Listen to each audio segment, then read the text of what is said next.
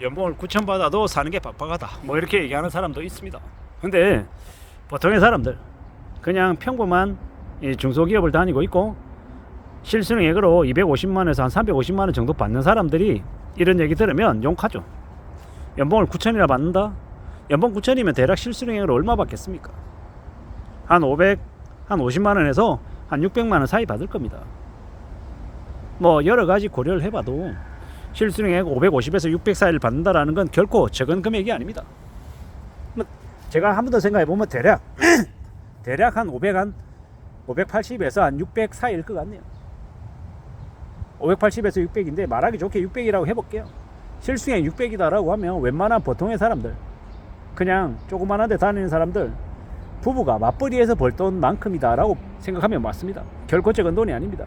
물론 그 연봉 9천 받는 실수령액 한 600가량 600 조금 안되게 받는 그 사람들, 그들은 그러면 삶이 되게 여유롭고 되게 평온하고 되게 안락하냐?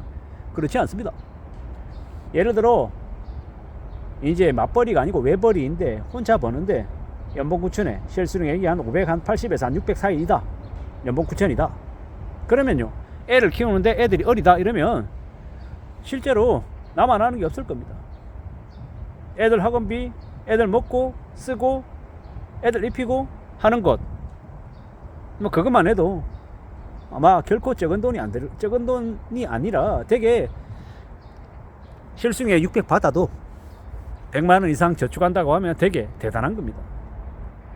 제가 저기 지방에 저기 이렇게 집값도 싸고 물가가 싼 지역에서는 잘 모르겠는데 서울에 사는 사람들이라고 하면 실수령액 600을 받아도 4인 가족의 외벌이다라고 하면 되게 빡빡하다라는 이야기를 드리는 겁니다.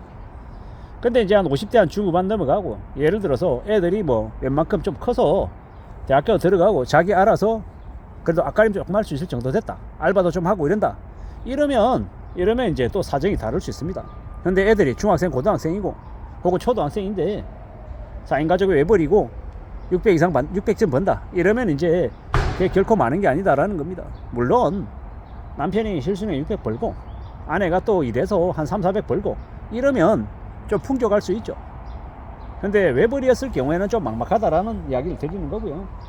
또한 좀 이제 눈높이를 높여서 예를 들어서 본인이 실수령액 600 받고 와이프도 한 그 정도 받고 둘이 그 정도 번다라고 하면 특별하게 뭔가 투자를 안 해도 여유로울 거거든요. 근데 대한민국에 지금 그 정도 되는 예를 들어서 맞벌이해서 실수령액으로 뭐 집에 한 1200 이상 이렇게 들어온다라고 하면 상당수의 가정들이 지금 뭘 했냐, 연끌해가지고 집을 한 채도 아니고 한 서너 채를 샀다라는 겁니다.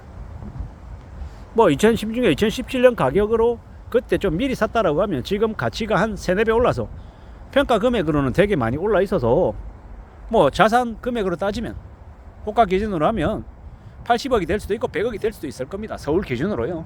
근데 그게 그러면 정말 행복하고 정말 여유로운 삶이 될까?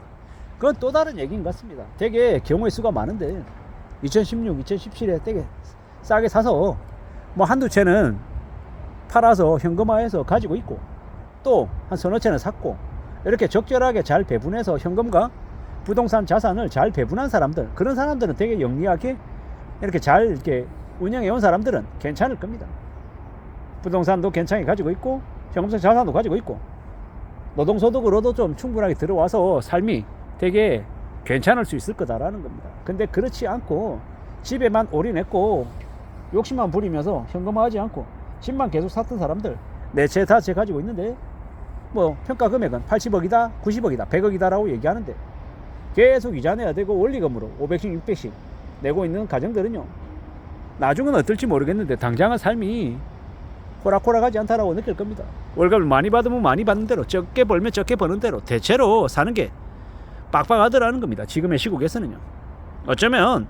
어쩌면 집을 아예 안 가지고 있고 그냥 월세 살고 전세 살고 그러면서 뭐 현금적 자산을 모으는 사람, 혹은 한 채 가지고 있는데 자기 분수에 맞춰서 한 채를 사서 이제 이자 다 갚고 빚 다 갚고 그냥 100% 자기 자가다라고 하고 또 벌어들인 돈을 성실하게 쓰고 저축하면서 현금성 자산을 늘리는 사람, 이런 사람들은 되게 삶이 괜찮을 수 있습니다.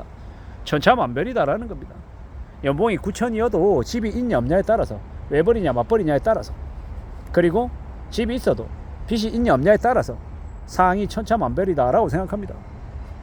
그리고 객관적으로 봤을 때 연봉이 9천이다라고 하면 대한민국에서 혜택 받은 직장인입니다. 되게 감사하게 생각하며 살아가야 되는 거죠. 짝사라고 징계돼도 안 되고, 세금이 많이 나간다고 억울할 수는 있지만, 세금을 많이 이렇게 뜯기는 게 사실이긴 하지만 다른 누군가에게 좀 부담을 많이 하고 있다, 억울하다라고 말할 수도 없습니다. 왜냐, 이미 혜택 받은 사람에 속하기 때문입니다. 우리가 앞으로 살아가면서 지내면서 많은 생각들을 하게 될 것 같습니다. 왜? 앞으로 이제 더 이상 여유로운 것들은 이제 기대하기 어렵기 때문에 말입니다. 저성장 시대이고 점점 이제 삶이 빡빡해지고 더 어려워지기 때문에 더 이제 염려할 수밖에 없다라고 봅니다.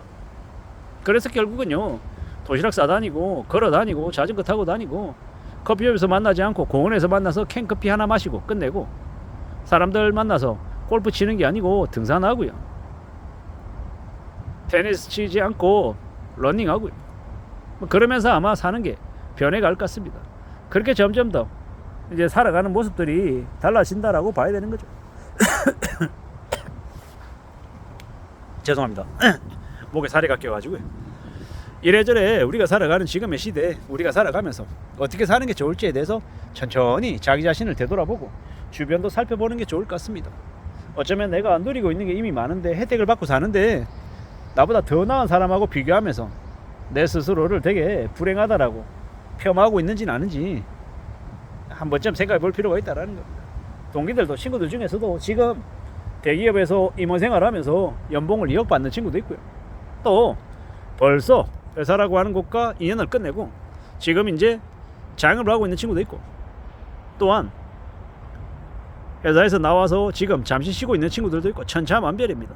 그들의 삶이 다 괜찮지 않고 형편이 제각각이더라는 것, 그리고 그들의 삶이 좀 나아졌으면 좋겠는데 앞으로 어떻게 흘러가려나 곰곰이 생각하게 됩니다. 지금 우리가 살아가고 있는 이 시대에 우리가 느끼고 우리가 경험하는 많은 것들이 좀 여유로워지기를 바랄 뿐인데 결코 녹록지 않다라는 걸 너무도 잘 알고 있습니다. 힘들고 어렵고 고민스러운 일들을 겪고 있는 친구들이 너무도 많습니다. 선배고 후배고 마찬가지입니다. 제가 제일 좋아하는 선배가 있는데요, 연락이 잘 안 됩니다. 가끔 이렇게 통화되면 뭐라고 얘기하냐, 속세를 떠나서 잠시 쉬고 있으니 억지로 찾으려 하지 마라, 내가 좀 나아지면 다시 나올게 라고 얘기합니다. 그래도 그렇게라도 얘기해 주니 감사하죠. 고맙죠. 기다려야죠. 좀 더 나아지고 좀 더 괜찮아졌다라고 얘기할 때까지 말입니다. 그때까지 좀 조용히 기다려 보려 합니다. 그러면 좀 괜찮지 않을까라고 생각합니다. 앞으로의 시대에 우리가 앞으로 살아가면 어떤 일들을 겪게 될지 숨죽이고 지켜봐야 할 것 같습니다. 이상입니다.